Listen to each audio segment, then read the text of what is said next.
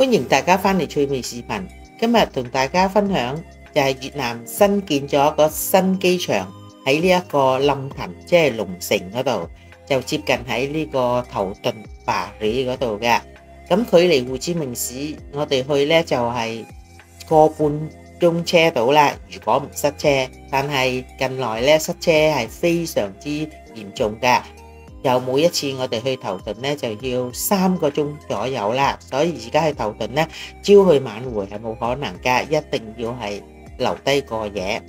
咁喺呢一度龍城有一幅泥地建成一個機場，喺呢個2020年開始動土建築，至今係2025年就已經係完成咗個機場啦。好多人期待都係呢個新機場，其實呢就覺得係比較麻煩啲。如果係冇轉機翻新山一呢，係咁樣揸車翻去呢一個西貢呢，就比較係時間係太過長啦。咁其實對於我嚟講呢，就比較係唔係咁樂觀啦。2026年就開始係可以開幕啦。咁由一幅地起成一個機場，咁花咗5年時間，都算係好快噶啦。起咗咁耐時間之間呢，我哋個個都係好期待有個新機場，但係究竟呢個機場對於我哋翻到去呢個西貢係方唔方便呢？我相信呢就係另喺一方面嘅啦。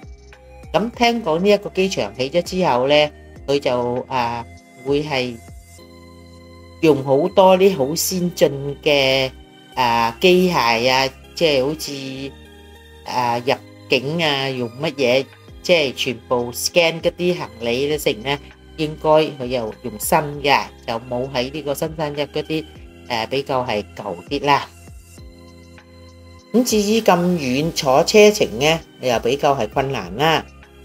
今日呢，我亦都係有一個話題先同大家講，就係有人喺呢個新山一機場落機，咁就俾啲的士司機接咗上車。嗱，呢一架唔係真正有號數喺個車嗰啲的士嘅，呢啲屬於係 Uber 無牌假車牌嘅車，咁就接咗上去上高嘅車度載佢。咁之前呢又話平過又成，咁點樣引誘到？咁一去就不回啦，咁呢一個人就已經係失咗蹤。咁相信呢啲人估計呢，佢就係落咗迷藥，載咗去金邊啦。咁所以呢，我哋翻到去呢個新山一機場嗰時候，坐車要注意啲，就係坐嗰啲有牌嘅的士，貴就貴少少，千祈唔好喺機場門口接嗰啲無牌嘅車啦，比較係唔安全噶。咁我又已經聽見有個朋友翻過去話，聽到呢啲咁嘅消息，邊個翻越南時要注意喺機場門口嘅的士啦。機場起咗之後，咁交通比較係塞，更加係塞車啦。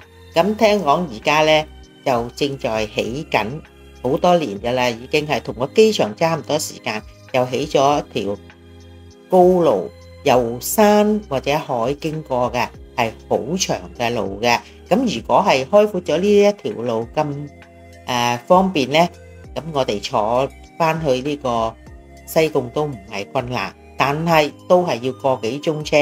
咁相信呢個幾鐘車喺越南嚟講呢係好長嘅路嚟噶。咁應該呢就喺龍城落機呢就唔係咁理想啦。咁如果係開咗之後呢，我哋買機票嗰陣時候要注意喺邊度落機啦。咁或者有冇其他機轉翻去新山一機場呢？咁或者係比較好啲㗎。咁究竟呢一條路完成咗未啊？整好未啊？嗰啲呢就暫時未知。講就話2026年可以開始通啦，但係通得未又未知啦。咁而家呢就講翻去機場。喺呢2個禮拜係的確係好擠擁，好多人嚟入境嘅。咁聽講入境呢，亦都係有一個叫做快線啊，咁就要俾錢嘅。個快線俾錢都要俾幾十萬，究竟佢係計月啊計次嗰啲，我就唔係咁清楚。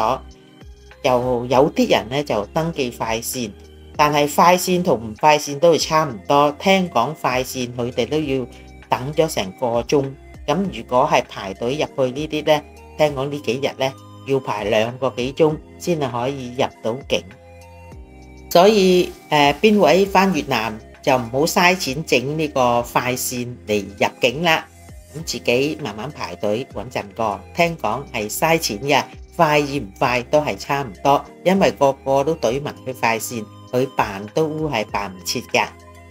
而家開始就有一個自己可以即係登記入境，scan 咗個 passport， 跟住影相打指模，咁啊可以入啦。咁但係呢啲機咧，喺我哋美國已經係有咗好耐啦，所以都唔係算叫做出奇。咁而家咧越南有咧，就個個都覺得係方便。咁其實呢啲我哋咧就係入境嗰陣時候，我喺呢一度個機場咧都係 scan 咗個 passport， 咁啊跟住影翻張相就入得。咁打完指模之後行出去嘅閘口咧，就自己再打指模出嗱。但係出到邊度都好，都係有海關檢查你啲行李㗎，唔係俾你自己就咁出㗎。我將會返越南嗰時候咧，就睇下用邊樣嘢係方便自己啦。咁究竟係自己係咁樣 scan 個 passport 入境點樣嘅情況咧？就等我返過去，我先知道，就同大家講下。咁通常大多數啲人咧都係排隊自己走入去呢個海關嚟入嘅，但係至於係咁樣用機入咧，就方唔方便我就唔係咁清楚。咁不嚟都係排隊，但係呢幾日聽講排隊要排幾個鐘。咁究竟啲人翻過去咧，就係為咗聖誕節同埋元旦啦。咁遲啲亦都係好多人翻去係過年啦。咁所以喺年尾嚟講咧，呢一個越南係好多人翻過去㗎。咁人頭湧湧咁樣嚟排隊。今年嘅人數翻越南會唔會係多過往年呢？咁我又唔係咁清楚。但係今年我覺得買嘅機票係平咗好多。往年咧我買1000蚊以下900蚊左右咁樣。通常我買機票係預早3-4個月左右我就買㗎啦。但係今年我買係650蚊，我就坐韓國機啦。通常每年我都係會去多倫多一次。我買嘅機票最平都要480蚊至500蚊，但係如果返越南坐咁長途嘅機，都係650蚊，就的確真係好抵嘅。往年我就10月、11月或者10月嗰幾個月，我已經喺咗越南啦。咁今年咧我就翻遲咗少少，咁所以咧就有幾個fans，即係我啲觀眾就買咗機票翻咗過去。咁而家咧佢哋喺嗰邊咧就等住約我去食嘢見面咁樣。咁有啲咧就喺呢個溫哥華啦、多倫多啦，好多個地方咧，滿地可紐約成。咁我哋咧就約埋翻越南見面啦。相信咧好難得嘅，大家都係喺年尾翻過去。不過今年咧我就翻遲咗啲啦，我就要過埋呢個2025年我先上機。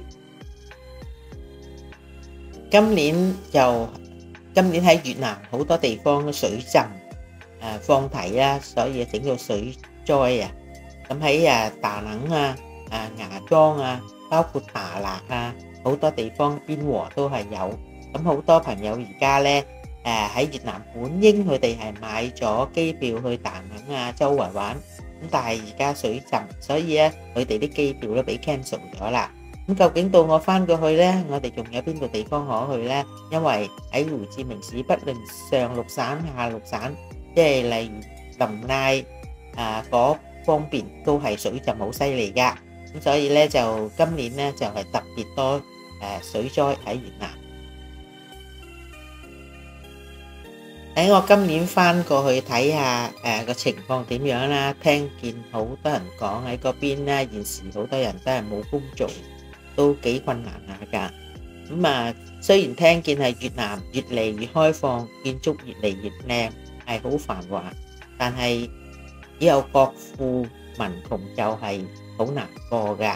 咁究竟啲人而家生活點樣呢？有好多話冇工做啊，或者啲工廠閂門啊，鋪頭關閉啊。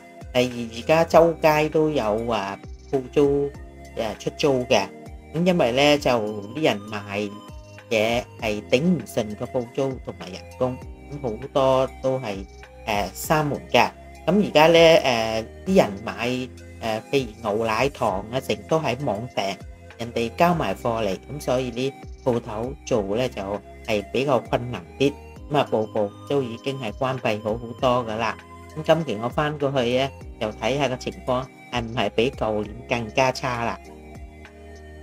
即係咁多年嚟，我翻越南，舊年咧就更加係比較係多啲人咧就排隊攞飯食。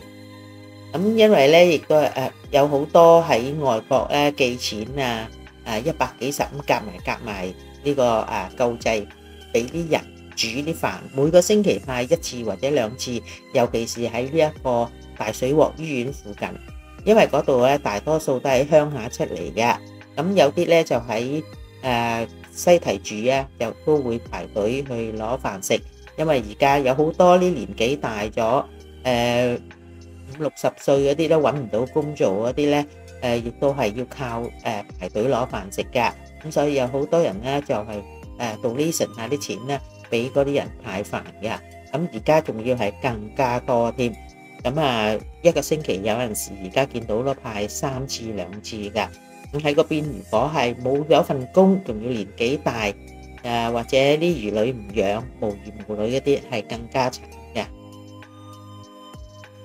喺越南地方越開放，建築越靚越繁華，嗰啲人咧就越慘。點解咧？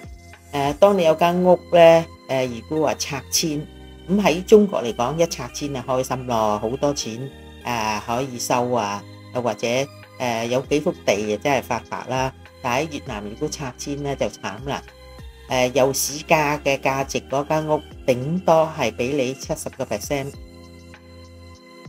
揸住嘅70%咧就去買翻一間屋，係冇可能買翻喺附近嗰度嘅。咁通常如果係人多，即係住埋一齊，你想買翻間屋比而家咁樣差唔多大咧，冇可能係買到嘅。咁好多人咧就越買越入啦，就買到去龍安。咁以前龍安口呢度嗰啲屋咧，啲人買都係好啲，但係而家越買越入。咁如果係買得太遠，啲人點翻工咧？咁有好多人份工就係喺大5郡啦、大11郡。咁你去到龍安翻工，出到嚟成個鐘又塞車，咁所以咧喺嗰邊越拆遷嗰啲地方，嗰啲人就越慘啦。今日呢個節目喺呢度咧就同大家講再見啦。咁如果我有乜嘢特別嘅消息咧，我會同大家分享下㗎。咁喺呢度先同大家講再見。邊個未訂閱咧，就幫我撳下個 subscribe。如果喜歡我呢個視頻咧，就幫我點讚下。有問題咧就可以留言俾我噶。喺度多謝各位咁耐以嚟支持我呢個視頻。再見。